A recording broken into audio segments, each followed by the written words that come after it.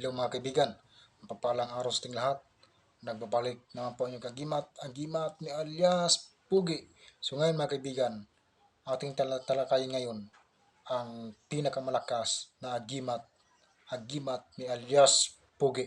So yun po ang ating alamin ngayon mga kaibigan kung gaano ba yung katotoo. So unang-una mga kaibigan, papakita ko sa inyo yung pinakamalakas na agimat na tangan-tangan ko ngayon. So, pinapakita ko na ito sa inyo nakaraang video ko, nung nakaraang vlog ko. So, ngayon mga kaibigan, so, papakita ko sa inyo ulit. At ito na yun mga kaibigan. So, ang tawag ito mga kaibigan, ito po yung tinatawag na bangkil ng kidlat ng kulay puti. So, yun po ang personal kong gamit. So, ang bisa nito mga kaibigan, so, tinalakay natin ito nung nakaraang vlog ko. So, yun po mga kaibigan. So, ito na po mga kaibigan ay mutya din po yan ng kidlat, batong kidlat. So, sa totoo lang mga kaibigan, natalakay na natin ito nung nakaraang video ko, nung nakaraang vlog ko. So, yung mga batong kidlat mga kaibigan, iba't ibang hugis yan at iba-ibang kulay. Mayroong kulay pula, mayroong kulay berde, mayroong kulay abo, mayroong kulay puti. So, magkaiba yan mga kaibigan. Ngunit, iisa lang po yan ang kakayahan. Ang kakayahan yan mga kaibigan ay magbibigay sa inyo yan ng karagdagang pambihirang lakas at liksi at bilis ng pangatawan. At nagtataglay din po yan ng kabal at kunat sa katawan. So, yan po mga kaibigan. Ito po mga kaibigan ay namamagnet. So, meron din po yung namamagnet at meron din pong hindi. So, ito mga kaibigan, papakita ko sa inyo ha. So, yan mga kaibigan. No? Ito po nakikita nyo ngayon mga kaibigan ay magnet. Ibang klaseng magnet ito mga kaibigan eh. Ayan o. So, ayan, di ba? So, ayan. Magnet yan mga kaibigan. So, inuulit ko po sa inyo mga kaibigan, ang tawag dito ay batong kidlat na kulay pula. So, bukod dyan mga kaibigan, meron pa pong mas malaki nito. So, tinatago-tago ko na lang yan. So, ito mga kaibigan naman, ang pinapakita ko sa inyo ay hindi po yan namamagnet.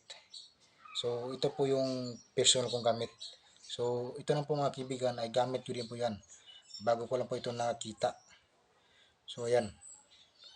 So, ngayon mga kaibigan, kung gusto niyo pong makita kung gaano katotoo yung mga ano ko rito, so papakita ko sa inyo mga kaibigan kung gaano katotoo sa pamamagitan nito. So nakikita niyo ito mga kaibigan. So sabi ko sa inyo nung nakaraang video ko, nung nakaraang vlog ko na hindi ko papakita sa inyo kasi baka matalsik tayo rito sa YouTube channel. Kumbaga baka ma-block tayo mismo sa YouTube channel. Ngayon mga kaibigan, bahala na. Basta papakita ko sa inyo kung gaano katotoo yung mga anting-anting o agimat. So, pagmasdan niyo po ng mabuti mga kaibigan. Dahil isang beses ko lang ito gagawin at hindi ko na ito uulitin. So, ito na po yung mga kaibigan. Oh. Ito yung talim niya mga kaibigan. Oh. Nakakatakot kasi matulis eh. So, ayan mga kaibigan, matulis. Nakakatakot Sa liig pa naman ito ihampas. So, pagmasdan niyo po mabuti mga kaibigan kung gaano katotoo yung mga sinasabi ko rito. So, ito na yun mga kaibigan.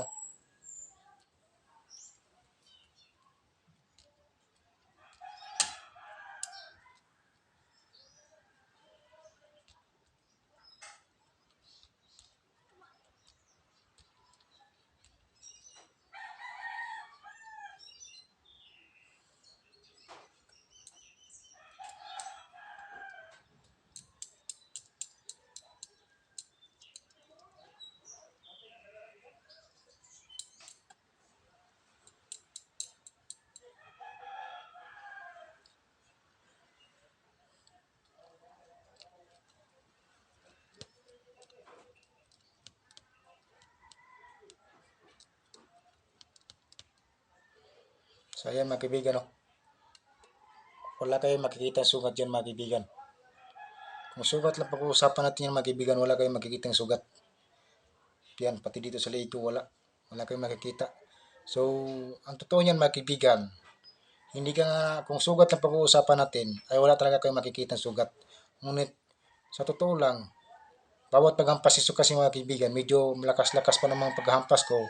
So hindi nga ako na susugatan, ngunit ang totoo niyan, iniinda ko naman yung sakit. Kasi kasi sa totoo lang mga kaibigan, bawat paghampas niyan, medyo pagkalakas-lakas yung paghampas mo. So wala talaga kayong makikita sugat diyan. Ngunit ang totoo niyan, nakakaramdam ka ng sakit dahil sa paghampas mo. Medyo malakas-lakas yung paghampas ko eh. Pati dito sa liig. So yan mga kaibigan. Kung sugat na pag-uusapan, wala kayong makikita sugat dyan. Dito. So yan po mga kaibigan. Nakikita nyo na kung gaano katotoo. Kasi ito mga kaibigan, sapat na ito kasi matulis ito mga kaibigan. Ito yung talim niya mga kaibigan. Oh. Ayan, ito yung talim niya. Oh. Ayan oh.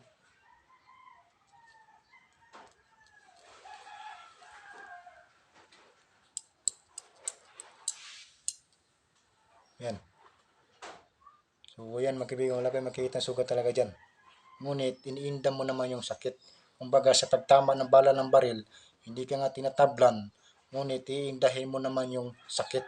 So yun po yung totoo mga kaibigan. Mas maganda nga malakas ang hawak po ninyo ng mga anting-anting na hindi kayo kayang putukan ng baril. Kahit anong galapit ng gatilyo ng baril ay hindi kayo maaring putukan.